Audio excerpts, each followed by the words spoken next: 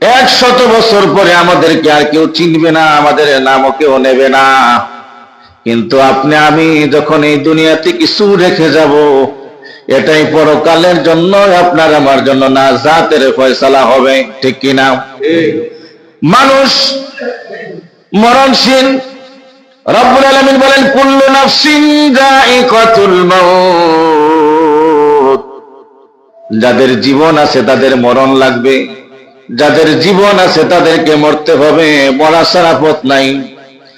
দুনিয়াতে আল্লাহ তাআলা কিছুদিনের জন্য আপনাকে আমাকে পাঠাইছেন, কিন্তু পরকালটা কোনো হিসাব নাই, কত কাল চলে যাবে, অনন্তকাল, হাজার হাজার লক্ষ লক্ষ কোটি কোটি বছর আছে ওই কালে। এই কালের মধ্যে একটা হিসাব আছে। সামান্য কিছুদিন আপনি আমি এই জগতে থাকলাম, বন্ধুরা রে, নিজে যা কামাইবো তাই নিয়ে কবরে যেতে হবে। কবর এমন একটা জায়গা, এখানে আপনাকে সহযোগিতা করার মতো কেউ নাই। আছে? মৃত্যুবরণ করা লাগবে, মরা লাগবে, এই কথা বুঝতে হবে। কিন্তু কয়দিন আমার হায়াত আছে, কোন দিন আমি মারা যাব, কয়টা সময় মারা যাব, এই গ্যারান্টি পৃথিবীর কেউ দিতে পারে না। দেওয়ার মতো কারো কোনো ক্ষমতা নাই। হঠাৎ করে ডাক এসে যায়, মসজিদের মাইকে ঘোষণা হয় অমুক মানুষ অমুক লোক গতকালকে মৃত্যুবরণ করেছে, আগামীকাল জানাজার নামাজ, এরকম খবর আসে না নাই? প্রত্যেকটা দিন এরকম খবর আসে। মরণের ডাক যখন এসে যাবে, হঠাৎ করে মানুষ বলবে, আরে গতকালকে ওই লোকটার সাথে আমার দেখা হয়েছে, একসাথে কথাবার্তা বলেছি, আমার তো বিশ্বাসই হয় না এই লোকটা মারা যাবে। এরকম মাঝে মধ্যে এরকম ঘটনা হয় কি হয় না?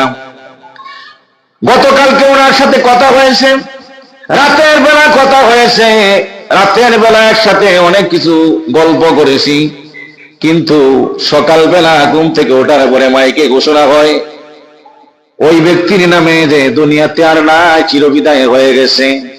বন্ধুরে, আপনার নামেও আমার নামে ডাক আসতে পারে। আর মানুষ মৃত্যুর পরে একটা নামাজ হয়, ওই নামাজের নাম হচ্ছে জানাজার নামাজ। কথা কোন ঠিক কিনা? মাইকে ঘোষণা দেওয়া হয় ওই ব্যক্তির জানাজার নামাজ সকাল 10টায় অথবা জোহরের নামাজের পর জানাজার নামাজ হবে। হাই স্কুলের মাঠে অথবা যে কোনো জায়গায় হতে পারে। কিছু মানুষ অংশগ্রহণ করে, জানাজার নামাজ শেষ করে বাড়ি চলে যায়। ওই লোকটা অনন্ত কালের জন্য একাকার হয়ে যায়। কথা কোন ঠিক কিনা? ওই লোকটা অনন্ত কালের জন্য একাকার হয়ে যায়, তার পাশে আর কেউ না। কবর পর্যন্ত কিছু মানুষ যায়, কবরে 2 জন অথবা 3 জন মানুষ লাশটা শোয়ানোর জন্য নামে। এরপরে যখন চলে আসে আর কোনো খবর নাই। আত্মীয় স্বজন মাঝে মধ্যে যায় একটু দোয়া করার জন্য, কিন্তু ওই কবরে আপনাকে একা যেতে হবে, একাই থাকতে হবে, দ্বিতীয় কেউ আপনার সাথে যাবে না। দুনিয়াতে কত বন্ধু আপনার আছে, স্ত্রী আছে, ছেলে আছে, মহব্বতের কত মানুষ আছে। হাসপাতালে যখন একটা মানুষ গিয়া যখন অসুস্থ হয়ে বেডের মধ্যে যখন পড়ে থাকে, কত মানুষ তাকে দেখতে যায়, কত আত্মীয় স্বজন দেখতে যায়। কিন্তু কবর এমন একটা জায়গা, ওই জায়গায় শোয়ার পরে কিছুদিন পরে মানুষ তাকে ভুলে যায়, ঠিক কিনা? কিছুদিন পরে মানুষ তাকে ভুলে যায়। ছেলে ভুলে যায় বাবাকে, মেয়ে ভুলে যায় মাকে, সন্তান বাবা মাকে ভুলে যায়, মা বাবা সন্তানকে ভুলে যায়। কিন্তু আপনাকে আমাকে একজন ভুলবেন না, তিনি কে? জোরে বলেন, তিনি কে? ওই আল্লাহর কাজ যদি আপনি করে যান, তিনি আপনাকে ভুলবেন না।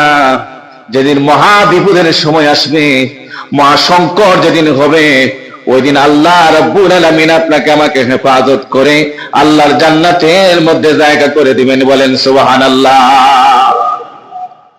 বন্ধুরা, মানুষ মারা যাওয়ার পরে যে নামাজটা পড়া হয়, নামাজের নাম কি? সকলে বলেন, এই নামাজের নাম কি? জানাজার নামাজ। অর্থ কি? জানাজার নামাজ হচ্ছে মৃত্যু মানুষের জন্য দোয়া। নামাজ হচ্ছে দোয়া, সালাত হচ্ছে দোয়া, জানাজা হচ্ছে মৃত ব্যক্তি। মৃত মানুষের জন্য যে দোয়া হয় এটার নাম হচ্ছে জানাজার নামাজ। মুসলমান যারা মৃত্যুবরণ করে তাদের জানাজার নামাজ পড়া হয়, অন্য ধর্মাবলম্বীদের পড়া হয় না। জানাজার নামাজ হচ্ছে মানুষের শেষ নামাজ। এই নামাজের মাধ্যমে মানুষকে দুনিয়া থেকে বিদায় করে দেওয়া হয়। এই জানাজার নামাজ প্রত্যেকটা মুসলমানের বেলায় হতে পারে, কথা কোন ঠিক কিনা? প্রতিটা মানুষের হতে পারে। কিন্তু যে মানুষটা জীবনে নামাজ পড়লো না, ফজরের নামাজ তার চলে গেল, জোহর চলে গেল, আসর চলে গেল, মাগরিব চলে গেল, এশার নামাজ চলে গেল, ওই মানুষটা মরার পরে তার জানাজার নামাজ পড়লে কতটুকু লাভ হবে বিবেচনা করে দেখেন। আর যদি একটা মানুষ যদি নামাজি হয়, ফজরের নামাজ যদি সে পড়ে, জোহর পড়ে, আসর পড়ে, মাগরিব পড়ে, এশা নামাজ পড়ে, ওই মানুষটা মারা যাওয়ার পরে মানুষ যখন জানাজার নামাজে অংশগ্রহণ করবে, তার অন্তর বলবে, সাক্ষী দেবে, এই লোকটা নামাজি ছিল, এই লোকটা ফজরের নামাজ আমার সাথে পড়েছে, জোহর পড়েছে, প্রতিটা ওয়াক্তে সে ইমাম সাহেবের পিছনে নামাজ আদায় করেছে। হয়তো আল্লাহ রাব্বুল আলামিনের কাছে ক্ষমা চাইলে এই উসিলায় আল্লাহ তাকে মাফ করে দিতে পারেন, কথা কোন ঠিক কিনা? অনেক মানুষের জানাজার নামাজের পরে মানুষ মন্তব্য করে, জানাজার নামাজ যখন শেষ করে মানুষ যখন বাড়ি ফেরে, অনেকের অনেক মন্তব্য আছে। লোকটা ভালো থাকলে ভালো সম্পর্কে গবেষণা করে, খারাপ থাকলে খারাপ সম্পর্কে গবেষণা করে। এজন্য কবি বলছেন, এমন জীবন তুমি করো গঠন, মরিলে হাসিবে তুমি কাঁদিবে ভুবন। এমন জীবন তুমি করো না গঠন, মরিলে হাসিবে তুমি কাঁদিবে ভুবন। এমন জীবন তুমি করো গঠন, মরিলে হাসিবে তুমি কাঁদিবে ভুবন। আর এমন জীবন করো না গঠন, মরিলে কাঁদিবে তুমি হাসিবে ভুবন। মানুষ যখন জানাজার নামাজ পড়ে, যখন দলে দলে যখন বাড়ি ফেরে, জানাজার নামাজ থেকে যখন মানুষ বাড়ি ফেরে, মানুষের অনেক মন্তব্য করে। ভালো হইলে বলে দুঃখ প্রকাশ করে, আরে লোকটা বড় ভালো মানুষ ছিল, লোকটা বড়ই ভালো মানুষ ছিল, এরকম ভালো মানুষ জমিনে খুব কম। আর যদি খারাপ হয়, যদি বেনামাজি হয়, এটার সমালোচনাও হয়, কথা কোন ঠিক কিনা? ভালো হইলেও মানুষ জানাজার নামাজ থেকে ফেরার সময় মন্তব্য করেন, খারাপ হলেও মানুষ মন্তব্য করে। এই মন্তব্যের ভিতরে আল্লাহ তাআলা তার বিচার করবেন। দূরে বলেন আল্লাহু আকবার। এই মন্তব্যের ভিতরে জন্য কবি কিন্তু বলেছেন, তুমি এমন জীবন করো গঠন, মরিলে হাসিবে তুমি কাঁদিবে ভুবন। অর্থ হচ্ছে, তুমি যখন মৃত্যুবরণ করবে, তোমার যখন কবরে রাখা হবে, তোমার কবরে রাখার পরে পৃথিবীতে যে মানুষগুলি থাকবে, জানাজার নামাজে অংশগ্রহণ করবে, তোমার প্রতিবেশী আছে, তোমার বন্ধু আছে, আত্মীয় স্বজন আছে, সমাজবাসী আছে, তারা বলবে, আরে বড় একটা ভালো মানুষ আমরা হারাইছি, আল্লাহ তুমি তাকে জান্নাত দিয়া দিও, আল্লাহ তুমি তোমার বান্দাকে মাফ করে দিও, আল্লাহ তোমার বান্দা বড়ই ভালো মানুষ ছিল। সমাজের মধ্যে সব কাজে তাকে পাওয়া যেত, ভালো ভালো যত কাজ সে দৌড়ে আসতো। এটাই হচ্ছে মানুষের সব চাইতে বড় দোয়া। ধরে বলেন আল্লাহু আকবার। এটাই হচ্ছে সবচাইতে বড় দোয়া। যখন মানুষটা মৃত্যুর পরে যখন মানুষ তার আলোচনা করে ভালো, এটাই হচ্ছে তার দোয়া। এই দোয়ার ভিত্তিতেই তার কাজ হবে। এজন্য কবি বলছেন, তুমি এমন জীবন করো গঠন, মরিলে হাসবে তুমি কাঁদিবে ভুবন। কবরের মধ্যে সে শান্তি পাবে, হাসা মানে বসে শান্তি, ওই কবরের মধ্যে সে শান্তিতে থাকবে। আল্লাহ পাক তাকে জান্নাতে জায়গা করে দিবেন, জান্নাতের বিছনা দিবেন। মানুষ দোয়া করবে, দুনিয়াতে সে ভালো ছিল, দুনিয়াতে মানুষের সাথে সে মহব্বত করত, ভালোবাসা ছিল মানুষের সাথে, এই দোয়ার কারণে কবরে সে জান্নাত পাবে। কবি এটাই বলছেন, সে মৃত্যুর পরে হাসবে। আর মানুষ সমালোচনা যখন করবে, মানুষ মারা যাওয়ার পর আল্লাহ এমন একটা ব্যক্তিকে দুনিয়াতে উঠাইছে, তার যন্ত্রণায় ওই এলাকার মানুষ বড় কষ্টে ছিল। এরকম সমাজে মানুষ আছে না নাই? মানুষ নিঃশ্বাস ফালায়, এই লোকটার জন্য আমরা সমাজে বড় কষ্টে ছিলাম, এই লোকের কারণে আমরা সমাজে কথা বলতে পারতাম না, ন্যায় বিচার পাইতাম না, এই লোকের কারণে আমরা সমাজে সুন্দরভাবে চলাফেরা করতে পারতাম না। এই লোকটার কারণে আমরা কোনো ওয়াজ মাহফিল করতে পারতাম না, এই লোকটার কারণে ভালো কোনো জিনিস আমরা করতে পারতাম না।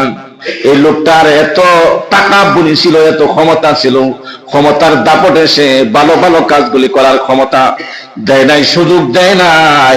এরকম সমালোচনা কারণে কবি বলছেন, তুমি এমন জীবন করো না গঠন, মরিলে কাঁদিবে তুমি হাসিবে ভুবন। এমন জীবন করো না গঠন যেন তুমি মরার পরে মানুষ তোমাকে নিয়ে সমালোচনা করে, মরার পরে মানুষ যেন নিঃশ্বাস না ফেলায় যে ওই লোকটার কারণে মানুষ বড় জিম্মি ছিল, ওই এলাকার মানুষ বড় কষ্টে ছিল, ওই সমাজের মানুষ বড় কষ্টে ছিল, ওই মসজিদের মানুষগুলি বড় কষ্টে ছিল, ও মারা যাওয়া এলাকায় শান্তি বিরাজ করছে। এরকম আচরণ, এরকম চরিত্র তুমি গঠন করো না, কারণ এরকম চরিত্র গঠন করার কারণে তোমার পরকাল হবে ভয়ঙ্কর জাহান্নাম। দূরে দূরে বলেন আল্লাহু আকবার। এজন্য ভাইরা আমার, প্রত্যেকটা মানুষের জানাজার নামাজ হবে, প্রত্যেকটা মানুষকে লাশ হতে হবে, সামনে শোয়া জানাজার নামাজ পড়া হবে। এই জানাজার নামাজ আপনার বেলায়ও হবে, আমার বেলায়ও হবে, হয়তো আজকে হবে না, কালকে হবে, যে কোনো একদিন ডাক আসবে, মানুষ মৃত্যুর উপরে বলবে ইন্না লিল্লাহি ওয়া ইন্না ইলাইহি রাজিউন। মানুষ খবর পাওয়ার পরে দোয়া করবে, দোয়াটা পড়ার সাথে সাথে যেন আপনার প্রতি তার মহব্বত এসে যায়, ভালোবাসা এসে যায়। সে যেন চিন্তা করে, আরে ওই ভাইটা তো আমার কাছ থেকে চলে গেছে, গতকালকেও একসাথে গল্প করেছি, একসাথে চায়ের দোকানে চা খাইছি, একসাথে নামাজ আদায় করেছি, আজকে নাই। আল্লাহ আমারও যেতে হবে, আল্লাহ তুমি আমার ভাইকে জান্নাত দাও, আল্লাহ আমাকেও তুমি মাফ করো। এই দোয়া যখন বান্দা করবে, সাথে সাথে যিনি কবুল করে নেবেন তিনি কে? জুড়ে বলেন কে? আল্লাহ। ভাই আমার, বন্ধুরা আমার, তাহলে আমাদের মরা লাগবে কিনা? সকলের জানাজা হবে কিনা? হবে। হয়তো আজকে, না হয় কালকে, না হয় পরশু, 1 মাস পরে, 2 মাস পরে, 1 বছর পরে। ডাক কোন সময় আসবে কেউ বলা যায় না, কিন্তু ডাক আসবে, এই কথা ঠিক। কুল্লু নাফসিন যায়িকাতুল মাউত। আল্লাহ বলেন, যার জীবন আছে, যার আত্মা আছে, তার মরা লাগবে, বিকল্প কোনো পথ নাই। যার জীবন আছে তার মৃত্যুর স্বাদ গ্রহণ করতে হবে, মরতেই হবে। তাহলে মরার মতো মরতে হবে। আল্লাহ বলেন, মরার আগে তুমি একবার মরো দুনিয়াতে। মরার আগে আবার মরা কি? মরার আগে মরা হচ্ছে মরা নিয়ে চিন্তা করা, কবরের যাত্রী হওয়ার জন্য চিন্তা করা, কবরের জন্য, হাসরের জন্য, মিজানের জন্য, ফুলচেরাতের জন্য তোমাকে চিন্তা করা যে প্রত্যেকটা ঘাট আছে, আমাকে প্রত্যেকটা ঘাটে জবাবদিহিতা করতে হবে। আমার ছেলেও আমার সাথে যাবে না, আমার মেয়েও যাবে না, আমার স্ত্রীও যাবে না, আমার বন্ধু যাবে না, আমার ভাই যাবে না, আমার বাবা যাবে না, আমার সাথে কেউ যাবে না। কবরে শুধুই মাত্র একজন। কথা কোন ঠিক কিনা? কবরটা এত বড় ভয়ঙ্কর জায়গা। নবীজি বলেন, এটা একটা জাহান্নামের গুহা, আবার হচ্ছে জান্নাতের আরামায়েশের জায়গা। কবর দুইটা জায়গায় পরিণত হয়। মানুষ মারা যাওয়ার পরে কবরটাকে যিনি জান্নাত বানায় দেন তিনি কে? আল্লাহ। কবর জান্নাত হয়ে যায়। লিবাসুল্লাকুম জান্নাত, জান্নাতের লিবাস দিয়া তার পোশাকটারে পরিচ্ছন্ন করা হয়। যদি বলেন আল্লাহু আকবার। মানুষ যখন মৃত্যুবরণ করেন, কবরে যখন রাখা হয়, সে যদি ঈমান নিয়ে কবরে যায়, জান্নাতি যদি হয়, আল্লাহ যদি তার প্রতি সন্তুষ্টি হন, দুনিয়াতে আমল আখলাক যদি তার ভালো হয়, সাথে সাথে আল্লাহর ফেরেশতারা তাকে কবরের ভিতরে জান্নাতের পোশাক দেয়। যদি বলেন আল্লাহু আকবার। কত বড় নিয়ামত! জান্নাতের পোশাক দেওয়া হবে, আপনাকে জান্নাতের পোশাক পরানো হবে, জান্নাতের খাবার দেওয়া হবে, জান্নাতের নিয়ামত দেওয়া হবে, আপনাকে আরামায়েশের মধ্যে রাখা হবে। আর যদি দুনিয়াতে আপনি যদি খারাপ আমল করেন, গুনাহের কাজ করেন, ঈমান দামি জিনিস সেটা যদি না নিয়ে যাইতে পারেন, কবরটা হয়ে যাবে জাহান্নামের টুকরা হয়ে যাবে, জাহান্নামের গর্ত হয়ে যাবে। যেই জাহান্নামের কথা বলা হয়েছে, জাহান্নামের শাস্তি কবরের মধ্যে শুরু হয়ে যাবে। বন্ধুরা রে, এই জাহান্নামের আগুন থেকে বাঁচার দরকার আছে না নাই? কথা বলেন, আছে না নাই? সকলকে বাঁচতে হবে। জাহান্নাম থেকে সবাই বাঁচতেও চায়, কিন্তু কাজ করতে চায় না। বন্ধুরা রে, আল্লাহ নবী মুহাম্মদ সাল্লাল্লাহু আলাইহি সাল্লামের চাইতে দামি নবী আকাশ জমিনে আর কেউ নাই, না আছে? নবীজির চাইতে দামি আর কেউ আছে না? তিনি হচ্ছেন ইমামুল মুরসালিন, সকল নবীদের রাসূলদের ইমাম। বলে বলেন আল্লাহু আকবার। সকল নবীদের নেতা, সকল নবীদের নেতা। আর সেই নেতার উম্মত হতে পেরে আমরা খুশি না বেজার? সকলে বলেন আলহামদুলিল্লাহ। সেই নবীর উম্মতেরা সবচাইতে বড় অফার পাবে, জান্নাতে যাওয়ার জন্য সুযোগ পাবে। জান্নাতে যাওয়ার জন্য আল্লাহ পাক তাকে বেশি ক্ষমতা দেবেন, কারণ আল্লাহর নবীর উম্মত দিয়া জান্নাতকে আল্লাহ রাব্বুল আলামিন উদ্বোধন করবেন। আল্লাহু আকবার। জান্নাতে আমাদের মতো উম্মত দিয়া আল্লাহ জান্নাতটাকে তিনি প্রথমে উদ্বোধন করবেন। তাহলে আমাদের দাম আছে না নাই? কিন্তু এই দাম হয়েছে বিশ্বনবী মুহাম্মদ সাল্লাল্লাহু আলাইহি ওয়াসাল্লামের উম্মত হওয়ার কারণে। কথা কোন ঠিক কিনা? নবীজির উম্মত হওয়ায় আপনি কত দামি হয়েছেন চিন্তা করছেন? দামি নবীর উম্মত হওয়ার কারণে, নবী দামি হওয়ার কারণে উম্মতকে দামি বানায় দিয়েছেন তিনি কে? নবী দামি হওয়ার কারণে উম্মত দামি হয়ে গেছে। নবী দামি হওয়ার কারণে উম্মতের যত কাজকর্ম যিনি দামি বানায় দিয়েছেন তিনি কে? সকল উম্মতের আমলের চাইতে মুহাম্মদ সাল্লাল্লাহু আলাইহি সাল্লামের উম্মতের আমলের দাম বেশি না কম? বেশি, অনেক বেশি। চিন্তা করেন আপনি, রোজার বেলা অন্য নবীরাও রোজা রাখত, সমস্ত নবী পয়গম্বরেরা রোজা রাখত, কিন্তু ওই রোজা আর রমজানের রোজার মধ্যে পার্থক্য আছে না নাই? অন্যান্য নবীরা মুহররম মাসের 10 তারিখ 10টা রোজা রাখত, মূসা নবীর উম্মতেরা রাখত, ঈসা নবীর উম্মতেরা রাখত, এরকম নবীদের উম্মতেরা 10টা করে রোজা রাখত তারা। কিন্তু যখন আল্লাহ নবী মুহাম্মদ সাল্লাল্লাহু আলাইহি ওয়াসাল্লাম গুনাহগারের বন্ধু হচ্ছেন, তিনি ধরে বলেন আল্লাহু আকবার। বিশ্ব নবী রাহমাতুল লিল আলামিন, কুল কায়নাতের জন্য যাকে আল্লাহ তাআলা রহমত বানাইছেন, ওই নবীর উম্মত হওয়ার কারণে আল্লাহ রাব্বুল আলামিন ওই মূসা নবীর রোজার মতো আমাদের রোজার দাম না, মূসা নবীর ইফতারের মতো আমাদের ইফতারের দাম না, মূসা নবীর নামাজের মতো আমাদের নামাজের দাম নয়। বন্ধুরা রে, সকল নবীর উম্মতদের যত ইবাদত আছে সব ইবাদত যদি এক পাল্লায় রাখা হয়, আর আমাদের নবীর উম্মতের আমল নামা যদি এক পাল্লায় রাখা হয়, আমাদের উম্মতের আমল নামা আল্লাহ পাক বাড়ি করে দিয়েছেন। সুবহানাল্লাহ। এই জন্যই আমাদের নবী মুহাম্মদ সাল্লাল্লাহু আলাইহি সাল্লাম হওয়ার কারণে উম্মতের দাম বাড়ছে, ইবাদতের দাম বাড়ায় দিয়েছেন আল্লাহ। যদি বলেন আল্লাহু আকবার। যে ইবাদত দিয়ে আপনাকে আমাকে আল্লাহ তাআলা জান্নাত দিবেন। জান্নাত কিন্তু সাধারণ বাড়ি না, এটা গুলশানের বাড়ি না, আর বনানীর বাড়ি না যে কয়েক কোটি টাকা দিলেই আপনার এই বাড়ির মালিক হওয়া যায়। জান্নাতের বাড়ির মালিক হওয়া সাধারণ ব্যাপার নয়। যেরকম দামি নবী এরকম দামি উম্মত হওয়া দরকার আছে না নাই? এরকম দামি উম্মত যখন হতে পারবো আমরা, আল্লাহ পাক জান্নাতে এক একটা বিল্ডিং আপনার আমার জন্য বরাদ্দ করে দিবেন। আল্লাহু আকবার। আমরা এরকম দামি বিল্ডিং চাই কি চাই না? কারণ জান্নাতে আমাদের মূল পৈতৃক সম্পত্তি রয়েছে। আমাদের আদি পিতা, আমাদের বাবা আদম আলাইহিস সালামের বাড়ি ছিল জান্নাতে। আমরা সন্তান হিসাবে ওই বাড়ির উত্তর সূত্রের অধিকারী আমরা। যদি বলেন আল্লাহু আকবার। কিন্তু যদি লাইন যদি ক্রস করে ফেলি তাহলে আমরা এই বাড়িতে যেতে পারবো না। কিন্তু লাইন যদি ঠিক থাকে তাহলে বাবার ছেলে পুত্র সন্তান হিসাবে আমরা প্রত্যেকেই সেই বাড়িতে যাওয়ার মতো সুযোগ আল্লাহ তাআলা করে দিবেন। সকলে বলুন আমিন।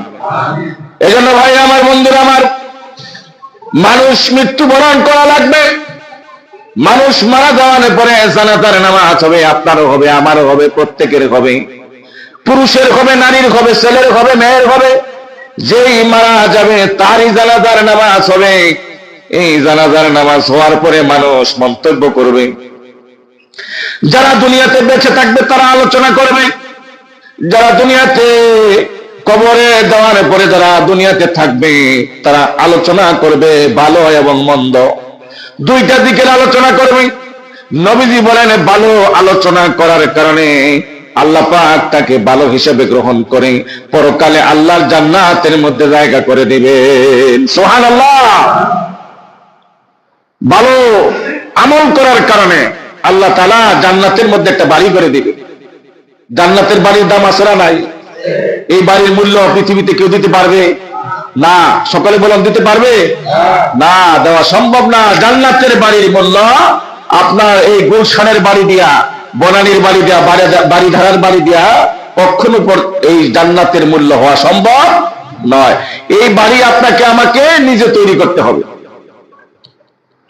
ওই বাড়ির মধ্যে ইট আছে, বালি আছে, সিমেন্ট আছে, পাথর আছে। এই যে আপনি ইবাদত করতেছেন, এই যে আপনি ইবাদত করতেছেন, প্রত্যেকটা ইবাদত এক একটা বিল্ডিং এর কাজে ব্যবহার হচ্ছে। জোরে বলেন আল্লাহু আকবার, জোরে বলেন আল্লাহু আকবার। আল্লাহু আকবার মানে হচ্ছে আল্লাহ বড়। আল্লাহ বড় না আল্লাহ ছোট? তাহলে আল্লাহ বড়। জবানটা দিয়েছেন কে? জোরে বলেন কে দিয়েছেন? জবান বন্ধ করে দেওয়ার ক্ষমতা তার আছে না নাই? তাহলে আল্লাহর নাম নিতে বড় করে নেবেন, সংকোচ মনে করবেন না। কারণ আল্লাহ কারো বাপ দাদার সম্পত্তি না, আল্লাহ কোন এলাকার না, কোন দেশের না, যেটা শুধু সৌদি আরবের আল্লাহ। আমরা কেন এত বড় বিরে নিব? আল্লাহ হচ্ছেন লিল্লাহি মা ফিস সামাওয়াতি ওয়াল আরদ। আকাশ জমিনে যা কিছু আছে সবকিছুর ক্ষমতার মালিক হচ্ছেন আল্লাহ। জোরে বলেন আল্লাহু আকবার। তাহলে জান্নাতের বাড়ি আমরা চাই কি চাই না? জান্নাতে আমাদের জন্য একটা করে বিল্ডিং বরাদ্দ হোক, আমরা চাই কি চাই না? বিল্ডিং করতে হলে আপনার ইট লাগে, রড লাগে, সিমেন্ট লাগে, বালি লাগে, লাগে কিনা? কথা কর লাগে কিনা? ইট ছাড়া বাড়ি হবে? রড ছাড়া, সিমেন্ট ছাড়া, বালি ছাড়া, খোয়া ছাড়া হবে? পাথর ছাড়া হবে না। জান্নাতের প্রত্যেকটা এরকম সিস্টেম আছে। ইটা আছে, বালি আছে, সিমেন্ট আছে, পাথর আছে, রড আছে, কিন্তু এগুলি সাধারণ পৃথিবীর বালু পাথরের মতো নয়। জোরে বলেন আল্লাহু আকবার, জোরে বলেন আল্লাহু আকবার। জান্নাতেরটা জান্নাতের মতো আল্লাহ বানাইছেন। জান্নাতের ইটগুলি হবে স্বর্ণের মতো খচিত। এক একটা ইট যদি পৃথিবীর মধ্যে আল্লাহ তাআলা দিতেন, পৃথিবীটা পুড়ে ছারখার হয়ে যেত। জোরে বলেন আল্লাহু আকবার। এমন বাড়ি জান্নাতীদেরকে দেওয়া হবে যে বাড়ির মধ্যে সে থাকার পরে শুধু আফসোস করবে, আহারে যদি দুনিয়াতে আরেকটু ভালো আমল করতাম, আমার গ্রেডটা আরেকটু বেড়ে যেত, আমার নিয়ামতটা আল্লাহর পক্ষ থেকে বেশি পাইতাম। জান্নাতীরা শুধু আফসোসই করবে, কিন্তু যারা নাকি জান্নাতুল ফেরদাউস লাভ করতে পারবে, তারা বলবে আল্লাহ যে তুমি ওয়াদা করেছিলা সেই ওয়াদা মতো তোমার পক্ষ থেকে আমরা নিয়ামত পেয়েছি। আল্লাহ তোমার শুকরিয়া আদায় করে বলি আলহামদুলিল্লাহ। ভাইরা আমার, এজন্য মানুষ মৃত্যুর পরে জানাজার নামাজ হয়। জানাজার নামাজে মানুষ অংশগ্রহণ করে। অংশগ্রহণ করার পরে কবরে রাখার পরে মানুষ দুইটা গুণ মানুষের আলোচনা করে। কয়টা গুণ? দূরে বলেন কয়টা গুণ? দুইটা, একটা ভালো আর একটা মন্দ। কবি বলছেন এই জন্য যে তুমি এমন জীবন করো গঠন, মরিলে হাসিবে তুমি কাঁদিবে ভুবন। আর এমন জীবন তুমি করো না গঠন, মরিলে কাঁদবে তুমি হাসবে ভুবন। ঠিক কিনা? কথাগণ ঠিক কিনা? কবির ভাষা হচ্ছে যে তুমি যখন মৃত্যুবরণ করবা, মরার পরে জানাজার নামাজ পড়ে তোমার জন্য যেন মানুষ একটু কাঁদে, আফসোস করে, আরে খুব ভালো মানুষ ছিল, সমাজের বড় উপকারী মানুষ ছিল, মসজিদের বড় উপকারী মানুষ ছিল, এলাকার বড় উপকারী মানুষ ছিল, প্রতিবেশীর জন্য খুব ভালো ব্যবহার করতেন, ভাড়াটিয়ার সাথে বাড়িওয়ালা খুব ভালো ব্যবহার করতেন। আমার বাড়িওয়ালার মতো ভালো মানুষ আর নাই, আল্লাহ তাকে যেন জান্নাত নসিব করে। এই দোয়া করা মানেই হচ্ছে সে জান্নাতে। জোরে বলেন আল্লাহু আকবার। আর যখন মানুষ মৃত্যুর পরে যখন খারাপ গুণটা তার যখন প্রকাশ করবে, আল্লাহ আমার বাড়িওয়ালা বড়ই খারাপ ছিল, সব সময় কটকট মেজাজ ছিল, কিটকিটে মেজাজ ছিল, আল্লাহ একটুতেই ভুলের জন্য বকাবাধ্য করেছে, এরকম বাড়িওয়ালা আছে না নাই? কথা কোন আছে না নাই? আমার বাড়ি ভালো বাড়িওয়ালা আছে না নাই? প্রত্যেকের বেলায় এরকম, নেতার বেলায় এরকম, কর্মীর বেলায় এরকম, সমাজে যারা নেতৃত্ব দেয় তাদের বেলায় এরকম। যে যে জায়গার মধ্যে আছে ওই জায়গা থেকে যদি ভালো করে, এই ভালো গুণটাই তার প্রকাশ পাবে। আর যদি খারাপ করে খারাপ গুণটাই প্রকাশ পাবে, এই গুণটাকে বিবেচনা করে আল্লাহ তাকে জান্নাত এবং জাহান্নাম দিবেন। জোরে বলেন আল্লাহু আকবার, আরো জোরে বলেন আল্লাহু আকবার। তাহলে আমাদের ভালো গুণ, ভালো চরিত্র অধিকারী হওয়ার দরকার আছে না নাই? বিশ্ব নবীর চাইতে ভালো গুণ অধিকারী আর পৃথিবীতে কেউ আছে? কথা কোন আছে? যার সার্টিফিকেট যিনি দিয়েছেন তিনি কে? তিনি বাড়িওয়ালাদের সাথে কেমন ব্যবহার করছেন? ভালো ব্যবহার করতেন। প্রতিবেশীর সাথে কেমন ব্যবহার করতেন?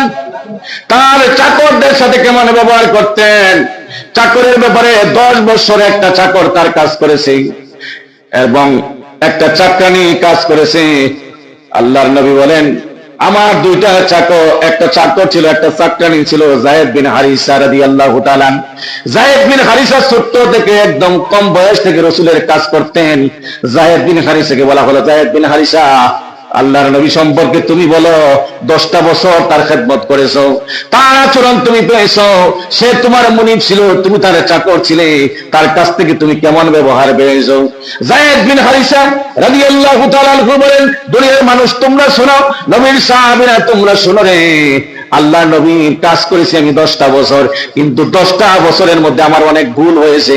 নবীর কাজ করতে আমার অনেক সময় অনেক ভুল ত্রুটি হইতেই পারে, হয়েছে, কিন্তু কোনদিন লাল চোখ করে দমক দেয় নাই যে যায়েদ বিন হারিসা রে, এই কাজে আমি তোর প্রতি অসন্তুষ্টি। আল্লাহু আকবার। কেমন চরিত্র ছিলেন?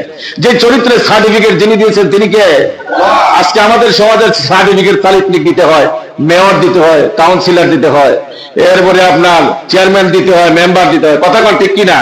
কিন্তু বিশ্বনবী রাহমাতুল্লিল আলামিনের সার্টিফিকেট চারিত্রিক যিনি দিয়েছেন তিনি কে? সেই চরিত্রের অধিকারী আমাদের হওয়ার দরকার আছে না নাই? আল্লাহ পাক আমাদেরকে তৌফিক দান করুন, সকলে বলুন আমিন।